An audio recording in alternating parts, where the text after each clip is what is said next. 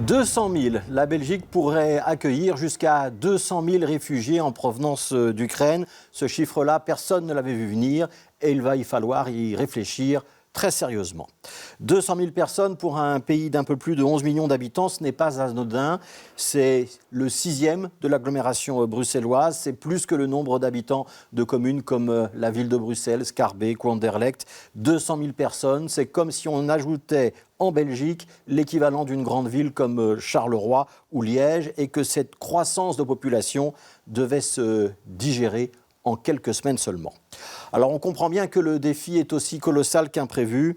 Et cet après-midi à la Chambre, Sami Medi, le secrétaire d'État en charge de l'asile et de la migration, a donc assuré qu'on n'abandonnerait pas les réfugiés, ni aujourd'hui, ni demain.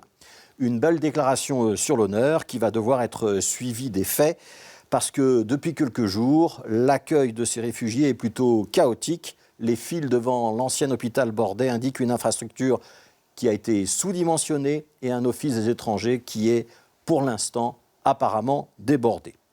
Alors, vous me direz, c'est évidemment pas dramatique de faire la file pour s'enregistrer à condition qu'on bénéficie d'un toit et des moyens de subsistance, être logé, nourri, pouvoir se laver, avoir accès à des soins médicaux si c'est nécessaire. Mais comme l'accès à ces services dépend justement de cet enregistrement officiel, le serpent des réfugiés se mord la queue.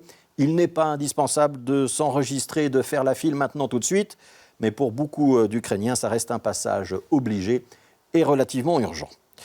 Pour l'État fédéral, c'est un petit peu un retour à la case départ, celle qu'on occupait lors de crises de l'asile précédentes, comme celle de 2015, quand des centaines de personnes campaient au milieu du parc Maximilien dans l'attente d'un traitement de leur dossier.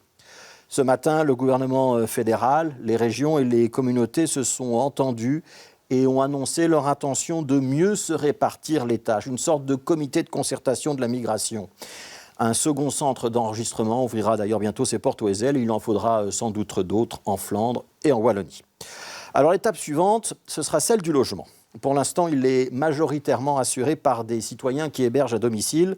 Ça marchera quelques semaines, quelques mois, mais ce système-là aussi, il finira par craquer. Il faudra ensuite assurer la scolarisation de tous ces enfants qui ne parlent ni le français, ni le néerlandais, etc., etc. Nous avons 200 000 personnes à accueillir, l'équivalent d'une ville comme Liège ou Charleroi.